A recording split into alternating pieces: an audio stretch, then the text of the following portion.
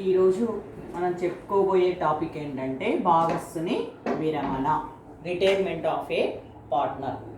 భాగస్వామ్య సంస్థలో ఏ భాగస్థుడైనా విరమించుకోవాలని అనుకున్నట్లయితే మిగిలిన భాగస్థులకి నోటీసు ద్వారా ఆ అంశాన్ని తెలియజేయవచ్చును.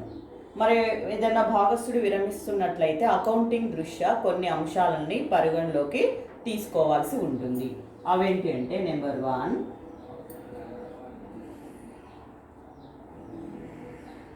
Good will.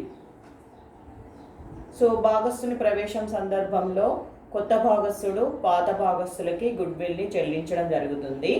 మరి భాగస్థుని విరమణ సందర్భంలో మరి గుడ్ విల్కి సంబంధించిన అకౌంటింగ్ ఏ విధంగా చేస్తారని చూసినట్లయితే, ఎప్పటి నుంచో వీళ్ళంతా కలిసి వ్యాపారం చేస్తున్న క్రమంలో అభివృద్ధి పదంలో ఉన్నట్లయితే ఆ సంస్థకి గుడ్ విల్ ఉంటుంది.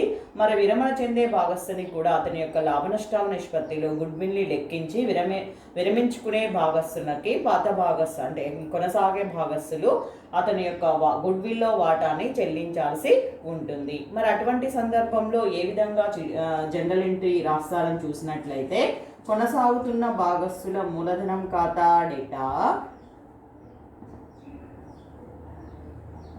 ఫర్ ఎగ్జాంపుల్ ఏబిసి ముగ్గురు కూడా భాగస్వామ్య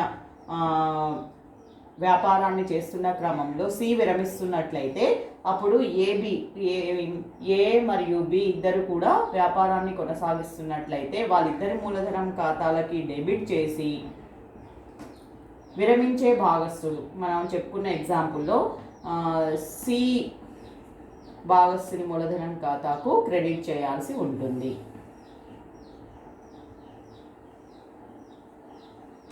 ఈ విధంగా చిట్టాపద్దు రాయాల్సి ఉంటుంది. జనరల్ ఎంట్రీ ఈ విధంగా రాయాల్సి ఉంటుంది.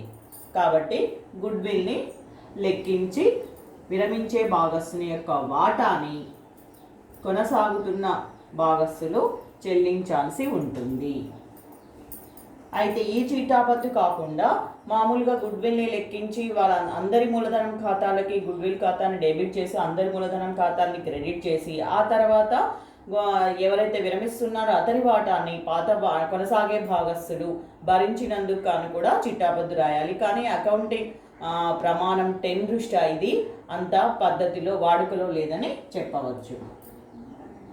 నెక్స్ట్ నెంబర్ 2 ఏంటంటే ఆస్తి అప్పుల పునర్మూల్యాంకనం.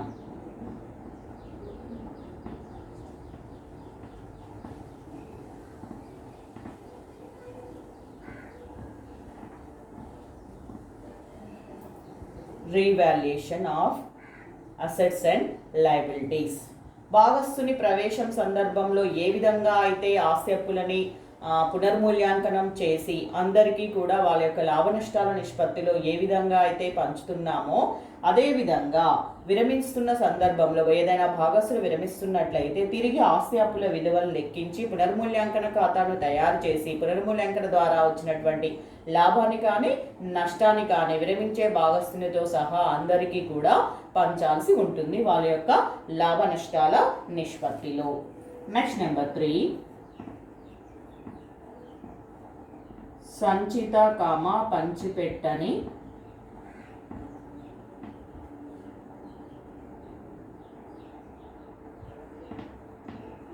లాభము లేదా నష్టము.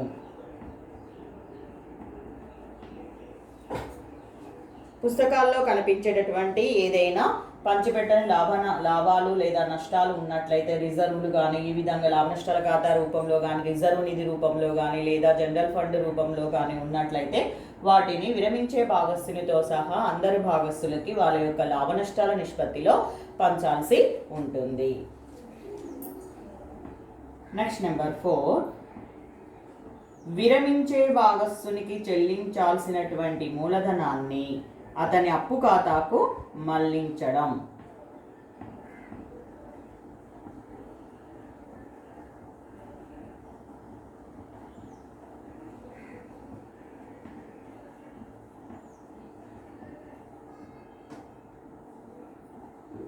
అతని అప్పు ఖాతాకు మళ్లించడం.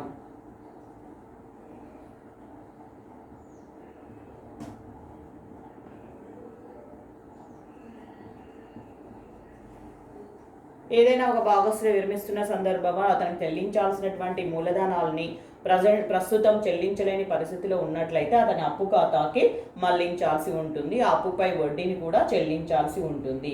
ఒకవేళ చెల్లించలేని పరిస్థితిలో ఉన్నట్లయితే అతను లాభాల్లో వాటాను కూడా కోరవచ్చు. Next number 5,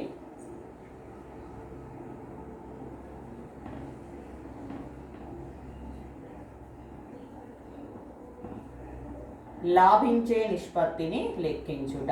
gaining ratio, calculation of gaining ratio లేదా బెనిఫిషరీ రేషియో. భాగస్తుని ప్రవేశం సందర్భంలో కనుగొనే నిష్పత్తిని త్యాగ నిష్పత్తి అంటాము, సాక్రిఫైసింగ్ రేషియో అంటాము. విరమిస్తున్న ఏదైనా ఒక భాగస్తుడు విరమిస్తున్నట్లయితే కొనసాగుతున్న భాగస్తులు ఆ విరమించే భాగస్తుని యొక్క వాటాని తీసుకోవడం జరుగుతుంది. కాబట్టి కొనసాగే భాగస్తులు లాభాలలో మెరుగైన వాటాని తీసుకోవడం జరుగుతుంది. మరి ఇటువంటి విరమణ సందర్భంలో లెక్కించే నిష్పత్తిని లాభించే నిష్పత్తి లేదా లబ్ధి నిష్పత్తి అని పిలవడం జరుగుతుంది. మరి దీన్ని ఏ విధంగా లెక్కించాలి అని చూసినట్లయితే, భాగస్తుని ప్రవేశం సందర్భంలో లెక్కించేటటువంటి నిష్పత్తినేమో త్యాగ నిష్పత్తి అంటాము. భాగస్తుని విరమణ సందర్భంలో లెక్కించేటటువంటి నిష్పత్తిని లబ్ధి నిష్పత్తి అని పిలవడం జరుగుతుంది. అయితే భాగస్తుని విరమణ సందర్భంలో కొనసాగుతున్నటువంటి భాగస్తులు వ్యాపార సంస్థని నడుపుకోవడం జరుగుతుంది. అటువంటి సందర్భంలో భవిష్యత్తులో వచ్చే లాభ నష్టాలన్నిటిని కూడా వారే తీసుకోవడం జరుగుతుంది. ఫర్ ఎగ్జాంపుల్, XYZ ముగ్గురు కూడా భాగస్తులు. వాళ్ళు 5:3:2 నిష్పత్తిలో లాభ నష్టాలు లేదా 4:3:2 నిష్పత్తిలో లాభ నష్టాలను పంచుకుంటున్నటువంటి భాగస్తులు. అటువంటి సందర్భంలో ఒకవేళ Z విరమిస్తున్నట్లయితే ఆ సందర్భంలో XYలు ఏ విధంగా లాభ నష్టాలని పంచుకుంటారు అని మనకి కొత్త లాభ నష్టాల నిష్పత్తులైనా పంచుకోవచ్చు లేదా పాత లాభ నష్టాల నిష్పత్తులైనా పంచుకోవచ్చు. అయితే ఇటువంటి సందర్భంలో మనకి వాళ్ళు ఏ నిష్పత్తిలో పంచుకుంటున్నారు అని మనకి లెక్కలో ఇవ్వనట్లయితే వాళ్ళు పాత లాభ నష్టాల నిష్పత్తిలోనే పంచుకోవడం జరుగుతుందని భావించి వాళ్ళిద్దరి యొక్క కొత్త నిష్పత్తి 4:3గా భావించాల్సి ఉంటుంది. జడ్ యొక్క ఎవరైతే విరమిస్తున్నారో ఆ విరమించే భాగస్తుని వాటాను మినహాయించినట్లయితే XYల యొక్క నిష్పత్తి 4:3గా మనము భావించడం జరుగుతుంది. కాబట్టి విరమించేటటువంటి భాగస్తుడైనటువంటి ఎవరైతే జడ్ ఉన్నారో అతని యొక్క వాటాని వాళ్ళు లెక్కించి అతనికి చెల్లించాల్సినటువంటి మూలధనాన్ని చెల్లించడం జరుగుతుంది. అయితే కొన్ని సందర్భాలలో కొనసాగే భాగస్తుల యొక్క కొత్త నిష్పత్తి కూడా ఇవ్వడం జరుగుతుంది. అటువంటి సందర్భంలో లబ్ధి నిష్పత్తిని ఏ విధంగా లెక్కిస్తారని చూసినట్లయితే, ఒకవేళ ఇదే లెక్కలో జెడ్ కాకుండా వై విరమించినట్లయితే అప్పుడు వై యొక్క వాటాని మినహాయించి అప్పుడు XZలు 4:2 నిష్పత్తిలో పంచుకున్నట్టుగా మనము భావించాల్సి ఉంటుంది. అట్లా కాకుండా XYZ ముగ్గురు కూడా 4:3:2 నిష్పత్తులు లాభాలని పంచుకుంటూ ఇప్పుడు జెడ్ విరమిస్తున్నటువంటి క్రమంలో భవిష్యత్తు లాభ నష్టాలను XYలు 5:3 నిష్పత్తిలో పంచుకుంటున్నారు అని మనకి లెక్కలో ఇచ్చినట్లయితే, అంటే నూతన నిష్పత్తి కూడా లెక్కలో ఇచ్చినట్లయితే అప్పుడు లబ్ధి నిష్పత్తి ఏ విధంగా లెక్కిస్తామని చూసినట్లయితే,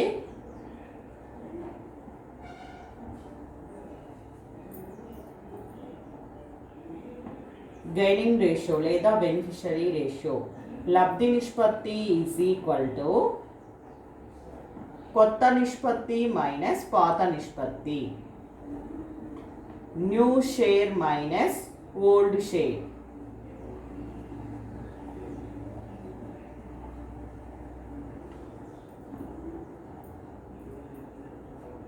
సో X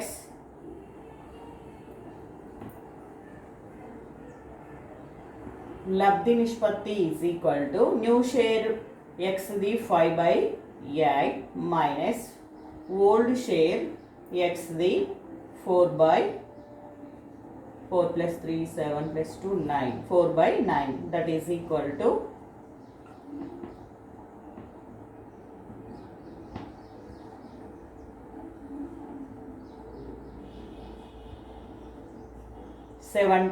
13 by 72. అదే విధంగా y లబ్ధి నిష్పత్తి is equal to సేమ్ కొత్త నిష్పత్తి new ratio minus old ratio.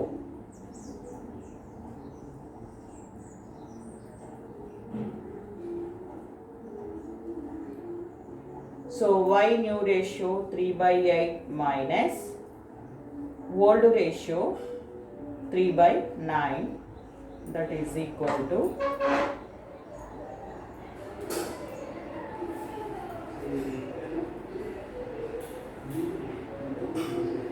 3 by 72. So x y la gaining ratio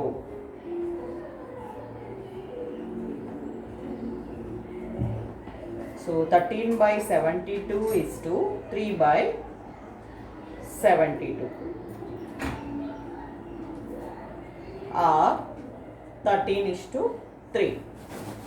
so ఈ విధంగా లబ్ధి నిష్పత్తిని విరమిస్తున్నటువంటి సందర్భంలో ఏదైనా ఒక భాగస్సుడు విరమిస్తున్న సందర్భంలో లబ్ధి నిష్పత్తి లేదా గెయినింగ్ రేషియోని ఈ విధంగా లెక్కించాల్సి ఉంటుంది. అదే భాగస్సుని ప్రవేశం సందర్భంలో మనం త్యాగ నిష్పత్తిని లెక్కిస్తాము, సాక్రిఫైసింగ్ రేషియోని. అప్పుడు ఏ విధంగా వస్తుంది త్యాగ నిష్పత్తి? పాత నిష్పత్తి మైనస్ కొత్త నిష్పత్తి తీసేస్తే మనకి ఏమొస్తుంది? త్యాగ నిష్పత్తి వస్తుంది. సాక్రిఫైసింగ్ రేషియో త్యాగ నిష్పత్తి ఈజ్ ఈక్వల్ టు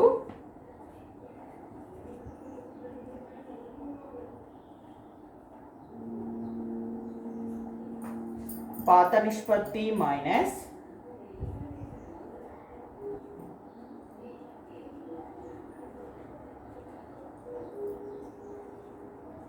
కొత్త నిష్పత్తి, old share minus new share. So ఈ విధంగా వస్తుంది. సో క్యాలిక్యులేషన్ ఆఫ్ గెయినింగ్ రేషియోకి సంబంధించి సెకండ్ ఎగ్జాంపుల్ చూద్దాము.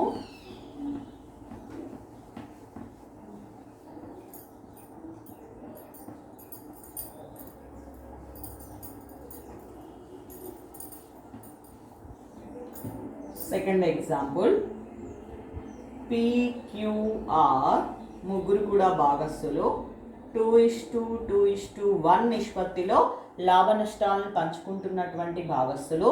ఇప్పుడు ఆర్ విరమిస్తున్న సందర్భంలో భవిష్యత్తు లాభ నష్టాలను PQ 3:2 నిష్పత్తిలో పంచుకోవాలని అనుకుంటున్నారు.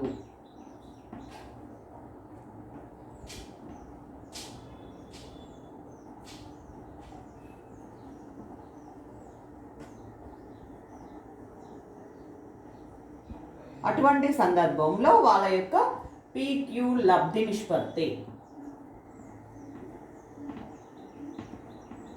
What is gaining ratio of PQ అని చూసినట్లయితే, సో P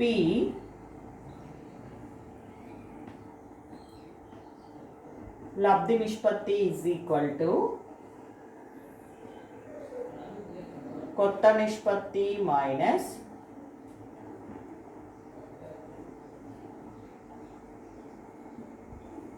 పాత నిష్పత్తి. సో P కొత్త నిష్పత్తి 3/5 మైనస్ P పాత నిష్పత్తి 2/5.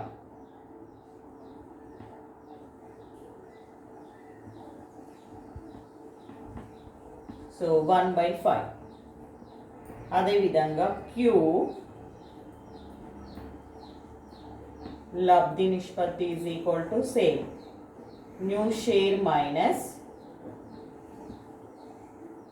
Old share.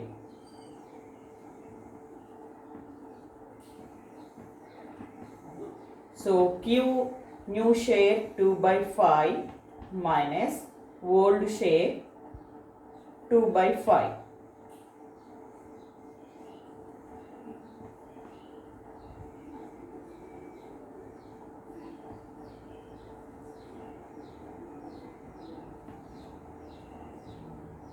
0.05 is equal to nothing. So ఈయన లబ్ధి నిష్పత్తి ఏమీ లేదు క్యూది. సో ఈ విధంగా లబ్ధి నిష్పత్తిని లెక్కించవలసి ఉంటుంది.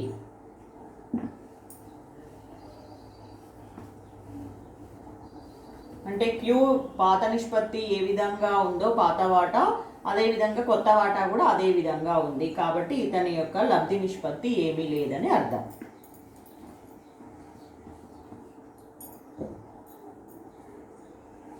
Next topic distinction between or difference between sacrificing ratio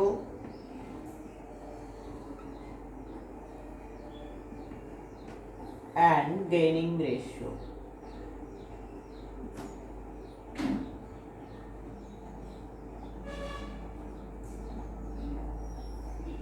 so త్యాగ నిష్పత్తికి లబ్ధి నిష్పత్తికి మధ్య వ్యత్యాసం ఏమిటి అని చూసినట్లయితే మనకి ఇది 4 మార్క్స్ బిట్లో వస్తుంది.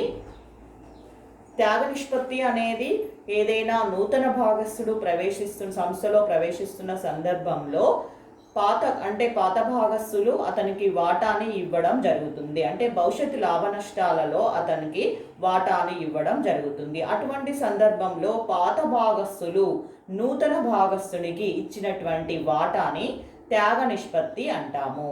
కాబట్టి త్యాగ నిష్పత్తిని ఏ విధంగా లెక్కిస్తాము? పాత నిష్పత్తిలోంచి కొత్త నిష్పత్తి తీసివేస్తే త్యాగ నిష్పత్తి వస్తుంది. నెక్స్ట్ మరి లబ్ధి నిష్పత్తి అంటే ఏంటని చూసినట్లయితే భాగస్థుని విరమణ లేదా మరణం సందర్భంలో లెక్కించేటటువంటి నిష్పత్తిని ఏమంటాము? లబ్ధి నిష్పత్తి అంటాము. భాగస్థుని విరమణ కానీ మరణం సందర్భంలో మిగిలిన భాగస్థులు భాగస్వామ్య సంస్థని నడపడం జరుగుతుంది. కాబట్టి ఆ విధంగా సంస్థ నుండి వెళ్ళిపోయినటువంటి భాగస్థుని కొనసాగుతున్నటువంటి భాగస్థులు అతని యొక్క వాటాని పంచుకోవడం జరుగుతుంది. కాబట్టి దాన్ని విరమణ కానీ లేదా మరణం కానీ సందర్భంలో లెక్కించేటటువంటి నిష్పత్తిని మనం ఏమంటాము? లబ్ధి నిష్పత్తి అని పిలవడం జరుగుతుంది. అదేవిధంగా త్యాగ నిష్పత్తిని ఏ విధంగా లెక్కిస్తాము? పాత నిష్పత్తిలోంచి కొత్త నిష్పత్తి తీసివేస్తే మనకేమొస్తుంది? త్యాగ నిష్పత్తి వస్తుంది. అదేవిధంగా లబ్ధి నిష్పత్తి ఏ విధంగా వస్తుంది? కొత్త నిష్పత్తిలోంచి పాత నిష్పత్తిని తీసివేయగా వచ్చేది లబ్ధి నిష్పత్తి. అదేవిధంగా కొత్త భాగస్థుని కోసం పాత భాగస్థులు త్యాగం చేసేటటువంటి వాటాని త్యాగ నిష్పత్తి అని పిలవడం జరుగుతుంది. అదేవిధంగా విరమించిన లేదా మరణించినటువంటి భాగస్థుని యొక్క వాటాని కొనసాగుతున్నటువంటి భాగస్థులు తీసుకోవడాన్ని లాభించే నిష్పత్తి లేదా లబ్ధి నిష్పత్తి అని పిలవడం జరుగుతుంది. ఇవి త్యాగ నిష్పత్తికి లబ్ధి నిష్పత్తికి మధ్య ఉన్నటువంటి వ్యత్యాసాలు. త్యాగ నిష్పత్తి అంటేనేమో ఏదైనా ఒక భాగస్థుడు నూతన భాగస్థుడు సంస్థలోకి ప్రవేశించినప్పుడు లెక్కించేటటువంటి నిష్పత్తి త్యాగ నిష్పత్తి. సంస్థను కొనసాగుతున్న సందర్భంలో ఏదైనా భాగస్థుడు విరమణ కానీ విరమిస్తున్న సందర్భంలో కానీ ఏదైనా భాగస్థుడు మరణించినటువంటి సందర్భంలో కానీ లెక్కించినటువంటి నిష్పత్తిని లబ్ధి నిష్పత్తి అని పిలవడం జరుగుతుంది. మరి భాగస్థుని విరమణ సందర్భంలో మరి ఏ విధంగా అకౌంటింగ్ దృష్ట్యా మరి లెక్కలోకి మనం గమనించాల్సినటువంటి అంశాన్ని మనం ఇంతకు ముందుకు చెప్పుకున్నాము. మరి భాగస్థుని విరమణకు సంబంధించి అకౌంటింగ్ ఏ విధంగా చేస్తాము అంటే విరమించే భాగస్థుని యొక్క మూలధన ఖాతాలని ఎట్లా అతనికి చెల్లించవలసిన మొత్తాన్ని ఏ విధంగా లెక్కిస్తారు అని చూసినట్లయితే దానికి సంబంధించి ఒక ప్రాబ్లం.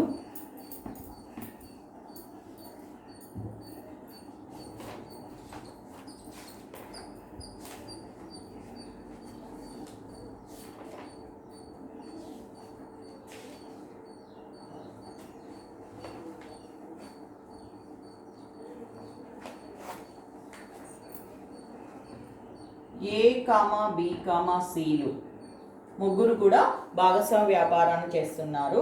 వాళ్ళ యొక్క వాటాలని మూలధన నిష్పత్తి ప్రకారం పంచుకుంటున్నారు. లాభ నష్టాలని మూలధన నిష్పత్తి ప్రకారం పంచుకోవడం జరుగుతుంది.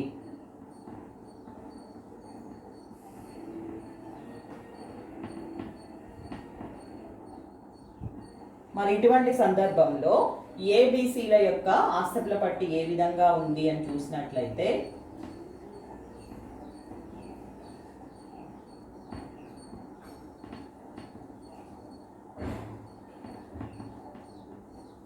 రుణదాతలు 30,000,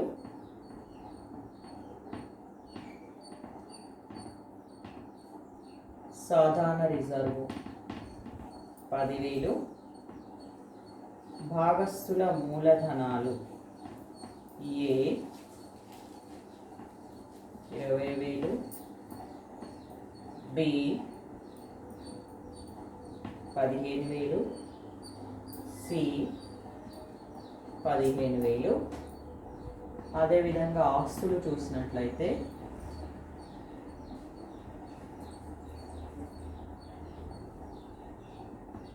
బ్యాంకులో నగదు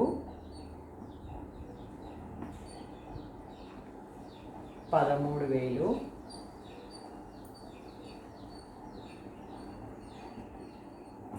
రుణగ్రస్తులు 35,000, సరుకు 15,000, పిక్చర్లు 2,000, యంత్రాలు 25,000. Total of balance sheet 90,000. So ఈ విధంగా వాళ్ళ యొక్క ఆస్తుల పట్టి ఉండింది. ఇప్పుడు 31 డిసెంబర్ 2015 డేట్ రోజు ఈ తేదీన సి విరమించుకుంటున్నాడు.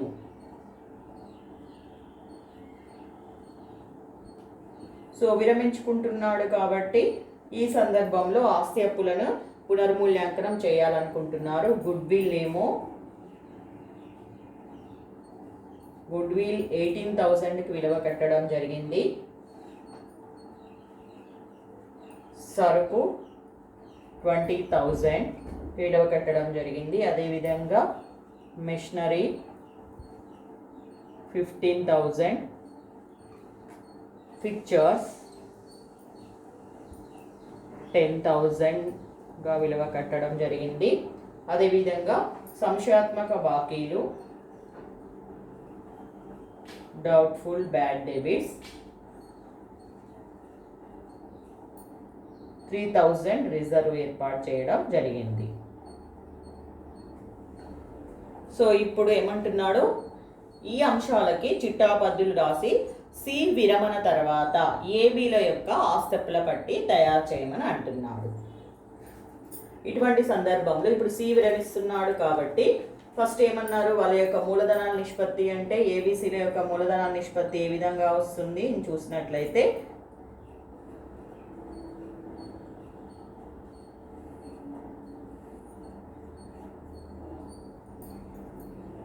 Five 5 so 4:3:3. ఫస్ట్ మనము క్యాపిటల్ రేషియో కనుక్కున్నట్లయితే 4:3:3 నిష్పత్తిలో వాళ్ళు పంచుకుంటున్నారట్లుగా మనం భావించడం జరుగుతుంది. ఇప్పుడు పునర్మూల్యాంకన ఖాతాని తయారు చేయాలి.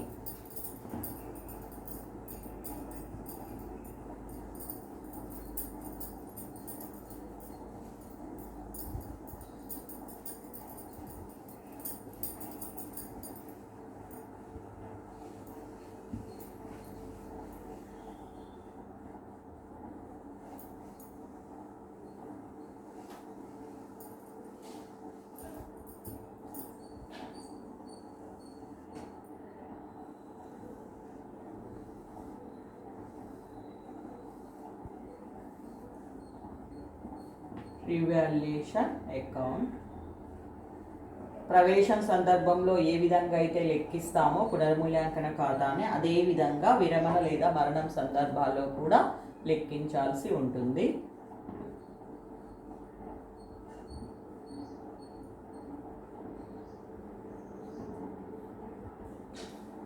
సో ఆస్తి విలువ పెరిగినట్లయితే క్రెడిట్ వైపు, అప్పు విలువ పెరిగినట్లయితే డెబిట్ వైపు నమోదు చేస్తాము. దాని ప్రకారం చూసినట్లయితే సో ఇప్పుడు మనకి సరుకు 20,000 అంటున్నాడు, ఇంతకుముందు 15,000 ఉంది, ఇప్పుడు 20,000 అంటున్నాడు కాబట్టి సో 5,000 పెరిగింది బై సరుకు 5,000. అదేవిధంగా మెషినరీ ఇంతకుముందుకు 25,000 ఉంది, ఇప్పుడు 15,000 ఉంది కాబట్టి తగ్గిపోయింది కాబట్టి నష్టము 10,000. అదేవిధంగా ఫిక్చర్ ఇంతకుముందు 2,000 ఇప్పుడు 10,000 అంటున్నాడు, 8,000 పెరిగింది కాబట్టి లాభము లేదా ఆదాయము 8,000. So doubtful bad debits reserve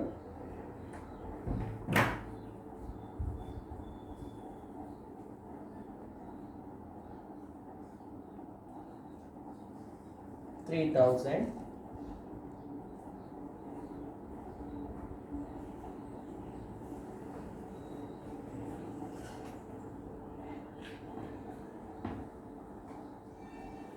so debit total and credit total రెండు కూడా ఈక్వల్ అయిపోయాయి కాబట్టి రీవాల్యుయేషన్ లాభం లేదు, రీవాల్యుయేషన్ నష్టం లేదు, రీవాల్యుయేషన్ ప్రాఫిట్ లేదు, రీవాల్యుయేషన్ లాస్ లేదు. కాబట్టి ఇక్కడ ఏమీ కూడా మనము ఏబీసీలకి పంచలేము.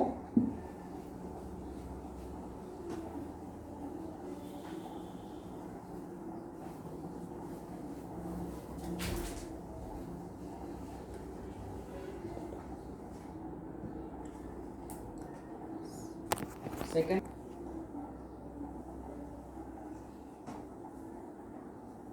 సో ఇప్పుడు భాగస్థుల మూలధన ఖాతాలని తయారు చేసినట్లయితే అస్థిర మూలధన పద్ధతిలో వీళ్ళు ఖాతాలను తయారు చేస్తున్నారు అనుకొని భావించినట్లయితే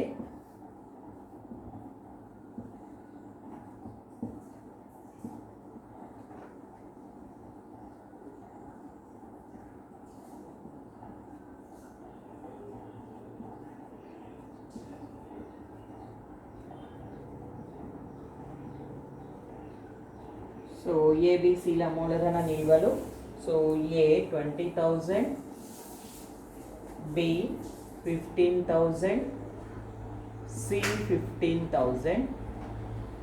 సో అదేవిధంగా జనరల్ రిజర్వ్ ఉంది, దాన్ని పంచినట్లయితే by general reserve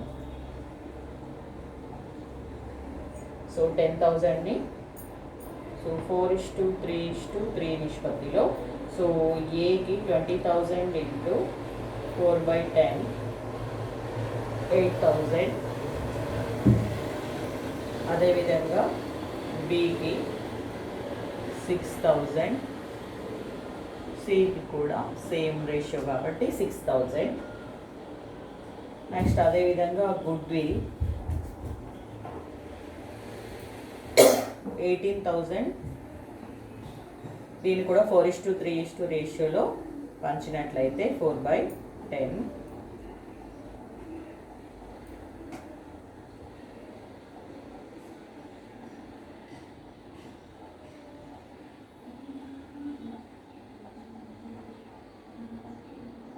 $7,200. బికి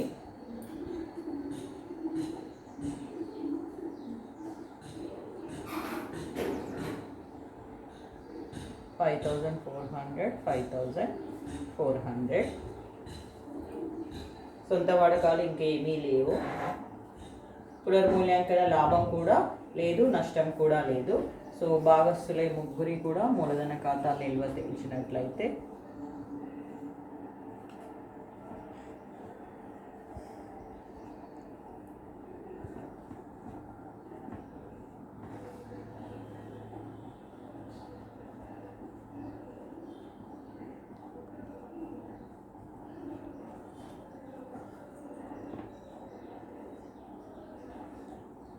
so A 35,200, B 26,400.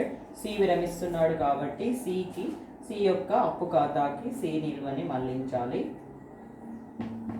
26,400. ఈ విధంగా భాగస్థుల మూలధన ఖాతాలు తయారు చేసి ఇప్పుడు సి విరమించిన తర్వాత ఏబీల యొక్క ఆస్తుల పట్టి ఏ విధంగా చేయాలో చూద్దాము.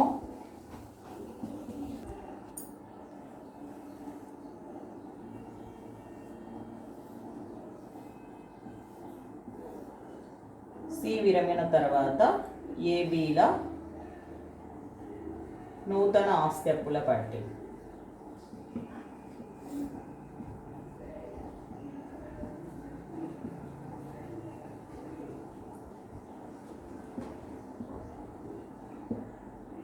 చూసినట్లయితే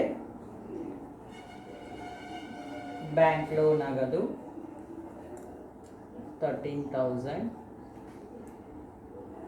రుణగ్రస్తులు. So doubtful bad debits 3,000 minus చేస్తే 32,000.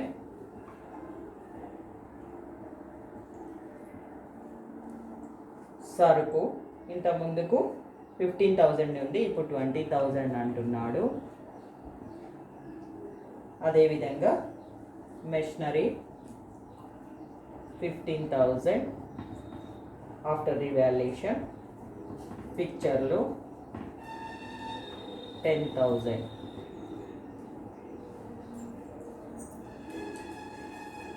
మూలధనాలు ఏ 35,200, బి 26,400, సి అప్పు ఖాతా 26,400. సో ఈ విధంగా మనకి టాలీ అవుతుంది 90,000. సో ఈ విధంగా భాగస్థుల విరమణ తర్వాత చేయవలసినటువంటి అకౌంటింగ్ విధానం.